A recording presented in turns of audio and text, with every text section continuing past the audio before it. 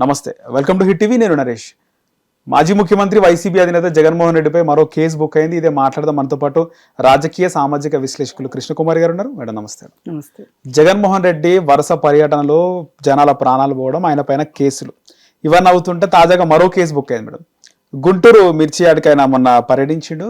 ఎన్నికల కోడ్ నేపథ్యంలో ఈ నెల 19న ఆయన పర్యటించడం జరిగింది. మరో కేసు నమోదు చేశారు. ఆయనతో పాటు అంబటి రాంబాబు, ఇంకా 2-3 నాయకుల పైన. ఏం చెప్తారు మేడం జగన్ వైఖరి పైన? ఆయన అత్యుత్సాహంగా అనిపిస్తుంది. ఇదేమైనా ఎలక్షన్ ఇయరా ఇంత హడావుడి చేయడానికి?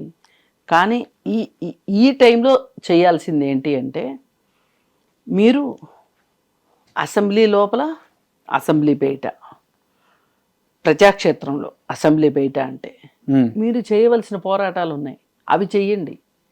ఏదైనా ధర్నాలు చేయండి, లేదు రాస్తారోకోలు చేయండి, ఎంఆర్ఓలకు పిటిషన్లు ఇవ్వండి, కలెక్టర్కి పిటిషన్లు ఇవ్వండి, ఊపిరాడనివ్వకుండా చేయండి.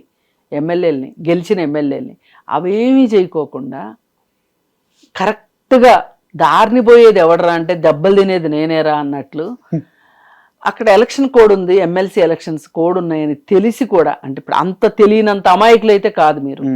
లేడీకి లేచిందే పరుగని వెళ్ళాలి అంటే వెళ్ళాలి.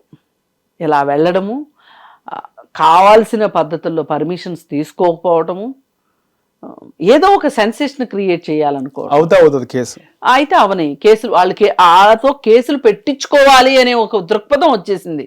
ఇప్పుడు వాళ్ళు పెట్టకపోతేనేమో వాళ్ళకేమనిపిస్తుంది, మేము ఇంత చేతగాని వాళ్ళమా కేసులు పెట్టలేకపోతున్నాము అను.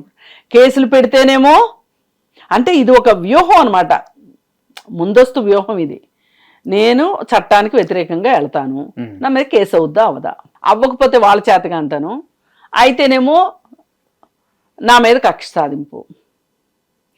ఈ వెరసి ఈ రెండు వాళ్ళకే నష్టం, ప్రభుత్వానికే నష్టం అనే ఉద్దేశంలో ఉన్నారు. కానీ మీ పోరాటము ప్రభుత్వం మీదే.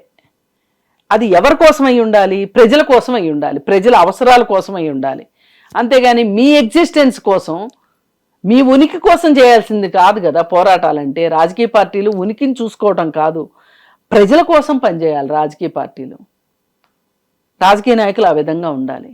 ఇప్పుడు జగన్ చాలా దుందుడుగ్గా వెళ్తున్నాడు. మొన్నటికి మొన్న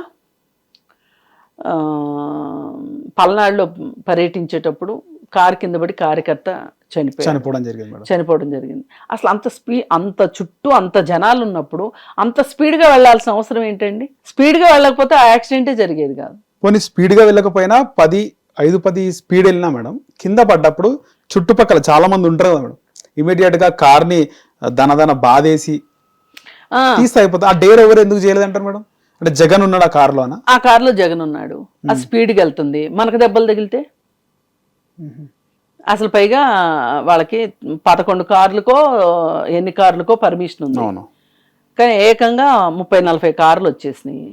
పైగా ఈ కారులో అతిరథ మహారాజులు అందరూ కూర్చొని ఉన్నారు, విడుదల రజనీ దగ్గర నుంచి అందరూ కూర్చొని ఉన్నారు. వీళ్ళ నోరులు ఏమైపోయినాయి? ఒక మనిషి పడ్డాడు అంటే అసలు ఒక మనిషి ప్రాణం ముఖ్యమా అక్కడ? మీ పరుగులు ముఖ్యమా? పైగా మీరు వచ్చింది కూడా ఎవరి కోసం? చనిపోయిన వ్యక్తి. ఆ చనిపోయిన వ్యక్తి ఎలా చచ్చిపోయాడు? ఏమైనా అధికార పార్టీ దుందుడుకు విధానాల వల్ల చనిపోయాడా? చనిపోలే. మీ సాక్షి పేపర్ రాసిన ఓదరగొట్టు వార్తలకి ఏమైనా వైసీపీ గెలుస్తుంది అని 30 కోట్లు బెట్టింగ్ ఆడి ఓడిపోయి సూసైడ్ చేసుకుని చనిపోయాడు. అతనికి మీరు విగ్రహం పెడతారు. అతనికి విగ్రహం పెట్టి సామాన్య ప్రజలకి ఏం సంకేతం ఇద్దాం అనుకున్నారు? అతను ఏమన్నా ప్రజా పోరాటం చేసి చచ్చిపోయాడా? లేదంటే పోలీసులు లాఠీ చార్జీలో చనిపోయాడా? లేకపోతే అధికార పార్టీ హత్యాకాండలో చనిపోయాడా? ఏం చనిపోయాడు? అసలు అతను చావుకున్న విలువ ఏంటి చెప్పండి మీరు? ఆ వ్యక్తికి ఉన్న విలువ ఏంటి సమాజంలో? అతను విగ్రహం ప్రతిష్ఠించడానికి మీరు వస్తారు. వచ్చినప్పుడు ఆ ప్లకార్డులు, రాజారెడ్డి రాజ్యాంగం అని, రప్ప అని, నరుకుతామని, పొడుస్తామని. దానికంటే ముందు తెనాలి పోలీసులు చేసిన దుశ్చర్యని మీరు ఖండించండి. దానికోసం మీరు వ్యాసాలు రాయండి, ప్రజలకు అర్థమయ్యేటట్లు చెప్పండి. లేదు డీజీపీ ఆఫీస్ ముందు గొడవ చెయ్యండి.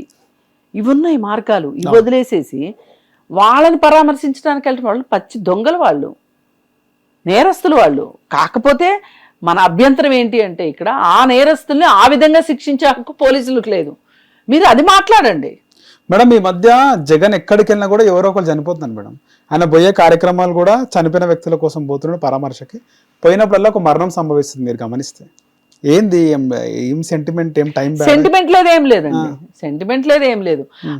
ఇప్పుడు అంతమంది జనాలు ఉన్న దగ్గర స్పీడ్గా పోనిచ్చడం అనేది దుర్మార్గం. ఎవరికి కొద్దిగానే అనిపిస్తుంది మేడం. ఎందుకు అనిపించదు? రైట్ మిర్రర్లు ఉంటాయిగా, ఏ మిర్రర్ లేకుండా నడిపితే ఆయనే చేస్తాడు. ముందు వెనకొచ్చేవాడు ముందెళ్ళేవాడు కనిపిస్తారు కదండి. ముందెళ్ళేవాడేమో మనకే కనిపిస్తాడు, సైడ్ మిర్రర్లో నుంచి వెనక నుంచి వచ్చేవాళ్ళు కనిపిస్తారు కదా. అందరూ డ్రైవింగ్ చేయట్లేదా? కానీ జగన్ గానీ ఆ నాయకులు గానీ పట్టించుకోకుండా వెళ్ళిపోవడం ఎంతవరకు సమంజసం అంటారు? అసలు సమంజసం కాదు. అదే ఇప్పుడు అసలు వార్త. అతను చనిపోవటానికి వీళ్ళ యాటిట్యూడ్ కూడా కారణం. అసలు వీళ్ళు ఎందుకు చెప్పరు? మనిషి పడ్డాడు అని చెప్పి పక్కల నుంచి అరుస్తున్నప్పుడు అంత స్పీడ్గా వెళ్ళాల్సిన అవసరం ఏంటి? వీళ్ళు చూసి కూడా ఊరుకున్నారు. మిగతా వాళ్ళు ప్రాణం అంటే లెక్కలేదు అసలు కాదు, వాళ్ళకి ప్రాణం అంటే లెక్కలేదు అనే దానికి చాలా ఉదాహరణలు ఉన్నాయి. సొంత బాబాయినే ఏం చేశారు? వాళ్ళకి ప్రాణం అంటే లెక్క ఉందా? మరి ఆ ఎమ్మెల్సీ సంతోష్ బాబేనా డ్రైవర్ని చంపి డోర్ డెలివరీ చేశారు. ఇన్ని ఉండగా ఇంకా మనం కొత్తగా మాట్లాడుకునేది ఏంటి? సినిమాలో చూసిన దృశ్యాలన్నీ ఇక్కడ అన్నీ కనిపిస్తున్నాయి. వీళ్ళకి ప్రాణాలంటే లెక్కలేదు.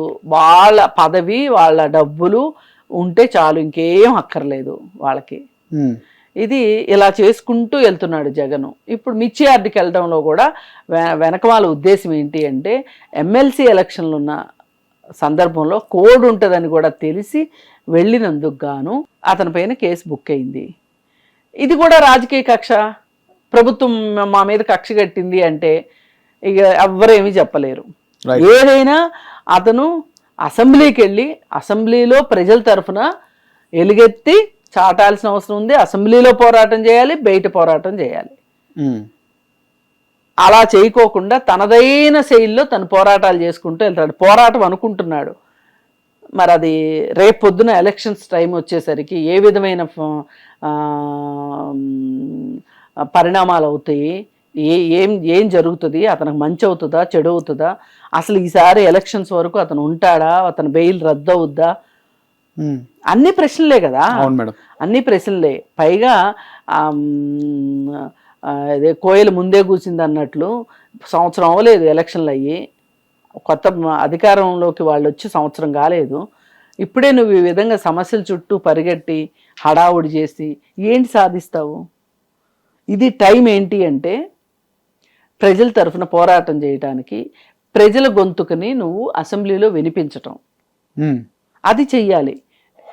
అక్కడ ఏమీ పని జరగకపోతే పిలిచి వెయ్యొచ్చు, అట్లాగే రోడ్డు పైన పోరాటాలు చేయొచ్చు, మంత్రులు ఇల్లు గొడవ చేయొచ్చు, ఎమ్మెల్యేల ఇంటికి గొడవ చేయొచ్చు, కలెక్టర్ ఆఫీస్ ముందు కూర్చోవచ్చు, ధర్నాలు చేయొచ్చు, ఎన్నో ఉన్నాయి మార్గాలు. అవన్నీ వదిలేసి అల్లరి చేయడానికే మేము ఉన్నాము అన్నట్లుగా వీళ్ళు అల్లరి చేసుకుంటా అల్లరి చిల్లరగా వెళ్తున్నారు. ఇది మట్టుకు వాళ్ళకి ఏదో ఒక సానుకూలమైన వాతావరణం ఉంటుంది అని అనుకుంటే మట్టుకు అది భ్రమే.